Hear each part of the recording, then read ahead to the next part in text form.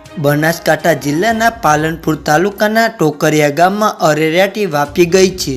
આ ગામમાં અજાણ્યા શખ્સોએ 11 વર્ષના બાળકની હત્યા કરી મૃતદેહ ખેતરમાં ફેંકી દીધો હતો। પાલનપુર તાલુકાના ટોકરિયા ગામમાં અજાણ્યા શખ્સોએ મોહમ્મદ શેરસિયા નામના 11 વર્ષના બાળકનું ગળું કાપીને હત્યા કરી ટાકરવાડાની હદમાં આવેલા ખેતરમાં બાળકનો મૃતદેહ ફેંકી દીધો હતો। ઘટનાની જાણ થતાં મૃતદેહ મળી આવ્યો હતો।